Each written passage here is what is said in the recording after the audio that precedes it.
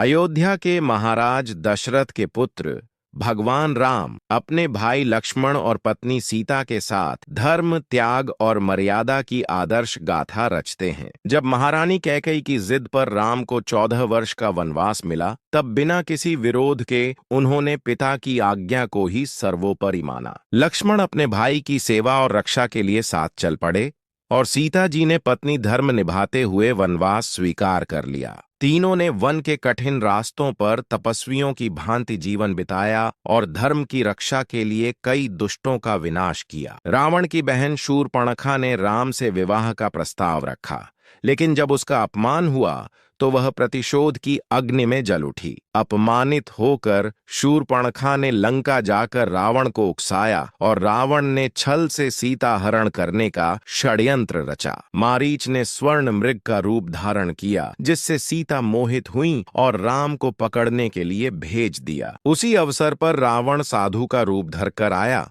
और धोखे से सीता जी का अपहरण कर उन्हें लंका ले गया। जब राम और लक्ष्मण लौटे तो सीता जी को न पाकर उनका हृदय पीड़ा और क्रोध से भर उठा। सीता की खोज में उन्हें जटायु नामक पक्षीराज मिले, जिन्होंने प्राण त्यागते समय बताया कि रावण सीता को लंका ले गया है। रास्ते में राम और लक्ष्मण की भेंट वानर राज सुग्रीव और महाबली हनुमान से हुई, जिनसे गहरी मित्रता हुई। हनुमान ने समुद्र पार करके लंका पहुंचकर सीता जी को अशोक वाटिका में देखकर उन्हें राम का संदेश दिया। हनुमान ने लंका में अपने पराक्रम से रावण को चेतावनी दी और लंका को जलाकर वापस लौटे। इसके बाद राम ने समुद्र के ऊपर से पुल बनवाया, जिसे राम सेतु कहा गया, और विशाल वानर भालू सेना के साथ लंका की ओर कूच किया। लंका में राम और रावण के बीच महायुद्ध हुआ, जिसमें दोनों पक्षों ने अपार पराक्रम और बल का प्रदर्शन किया। अंततः भगवान राम ने अपने धनुष के तीव्र बाण से रावण का वध कर अधर्म और अहंकार का अंत किया। अग्निदेव ने सीता जी को पूर्ण पवित्र बताकर उन्हें राम को सौंप दिया और पूरी दुनिया ने धर्म की विजय का जय घोष किया। 14 वर्ष का वनवास पूरा कर राम, सीता और लक्ष्मण अयोध्या लौटे, जहां उनका भव्य राज्याभिषेक हुआ। इस प्रकार रामायण की यह गाथा मानव समाज को सिखाती है